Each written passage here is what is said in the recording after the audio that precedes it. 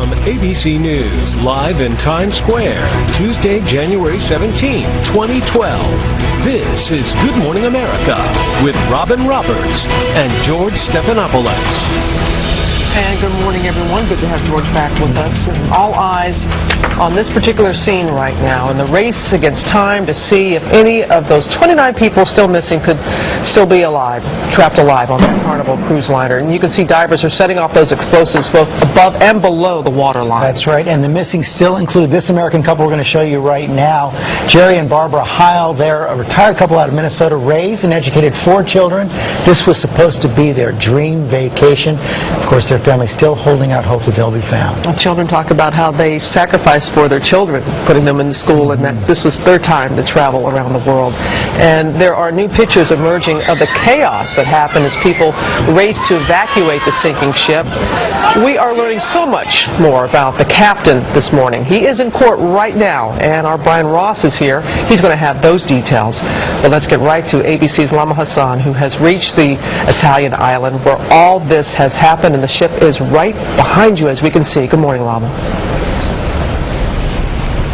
Good morning, Robin. Yes, this morning underwater divers have located the second black box. They're working right now to bring it back up to the surface. And the search and rescue operation is the most difficult for them because, as one described it to us, as being like a labyrinth down there. So much so they've had to bring in specialist cave divers to help.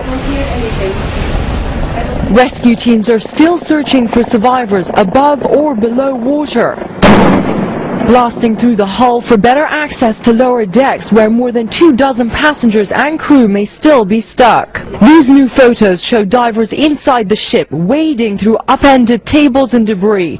One diver, spotting an uneaten cake, told a newspaper the experience was the last moments of life on board, replayed before us. Facing danger themselves, divers say they can hear the screech of steel every time the 114,000-ton vessel shifts around them. 29 people are now reported missing, including a 5-year-old girl. That's 13 more than reported on Monday. 3 families came forward saying they haven't heard from loved ones initially on the evacuee list. If there are someone still alive, we will hope to save them, to rescue them. Adding pressure, fears of an ecological impact, concerns that 500,000 gallons of fuel on the ship could seep into the ocean. Rescue boats are already protectively deploying boom around the vessel. And now, new indications that the captain of the ship might have veered 4 miles off course on purpose.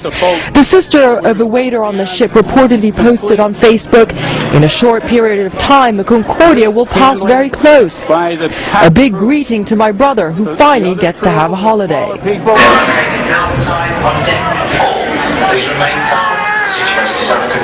This is terrible.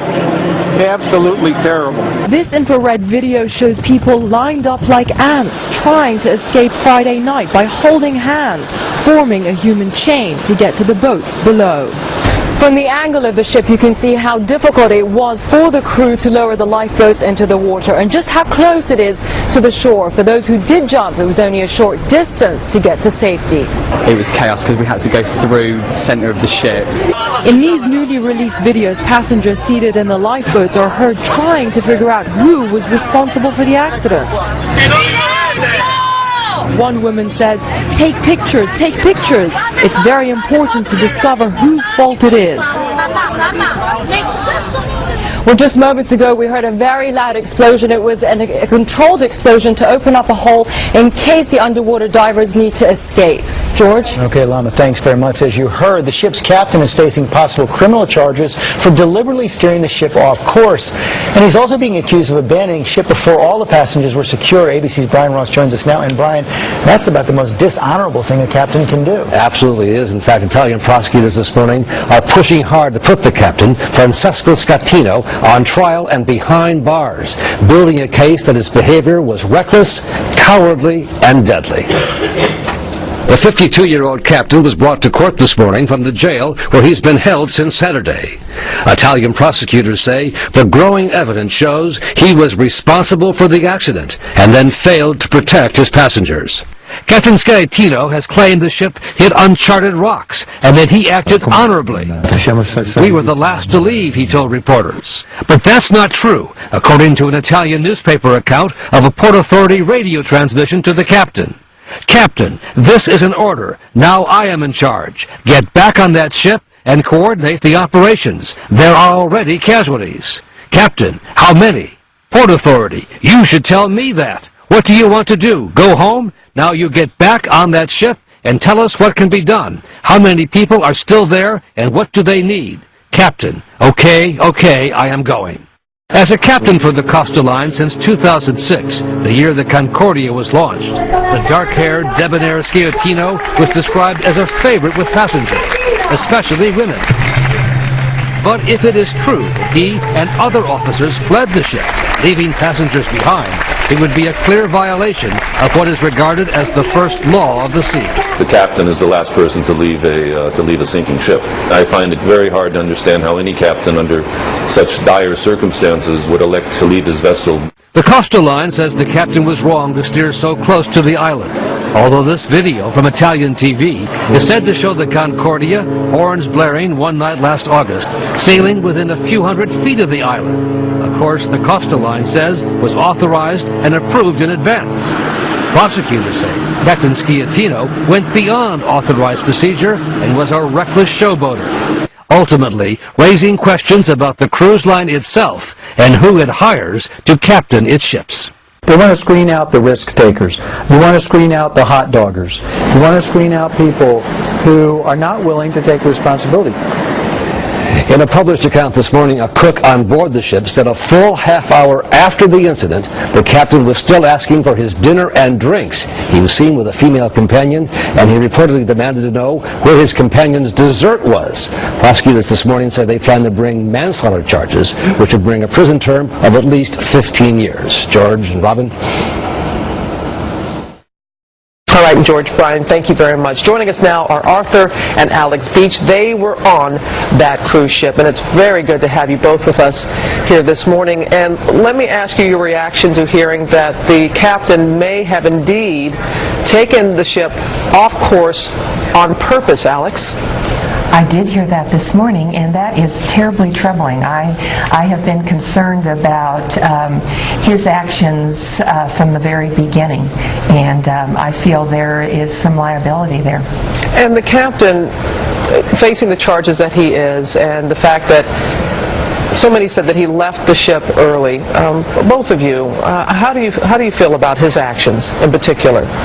Well, obviously there's an investigation that needs to be conducted, and if he violated the rules and policy, he should be penalized for it in whatever manner is appropriate. I believed he delayed the evacuation order, and that is what cost lives. If he had ordered it immediately, they could have lowered all of the lifeboats on both sides of the ship, and they could have gotten everyone off. And so I think his actions caused the loss of life. And tell us about the actions of the crew, Alex, after the accident happened. I thought they did absolutely everything they possibly could to help us. They had no direction, and obviously they hadn't faced something like this before, but they stayed with us and helped us as best they knew how. And so I don't have any complaint with them. We saw no upper level leadership at all, and that is where I think the fault lied. There was no one giving directions from the officer level on the ship. Thankfully, you both were able to make it to a lifeboat. Alex, can you tell us what happened once you were in the boat? Well, it took 5 tries to get in. We kept going to lifeboats, and they were already full, and people were pushing and shoving and screaming, and there were some jumping on the lifeboat even though it was already full. We got to the 5th one, and it looked like we were going to get on, but you really did have to be aggressive and push your way, and Art was behind me and pushing me forward, and when we got to where we could get on, I heard someone and say there are 9 spots left. And I know that your family was very, very concerned about you, and including your nephew, Jesse Tyler Ferguson, who's an actor on Modern Family, and he called you from the Golden Globes to make sure you were okay, Alex? He did. When we got home on Sunday evening, we actually got out of Italy and to Barcelona, I think, sooner than many of the people did, and I got home and I had a message from him. Yeah, your nephew and other family members is very, very relieved that you're back here and that you're safe and sound. Well, Alex and Arthur, thank you very much for sharing your story with us this morning. We certainly do appreciate it. You all take care. Our pleasure. Thank you.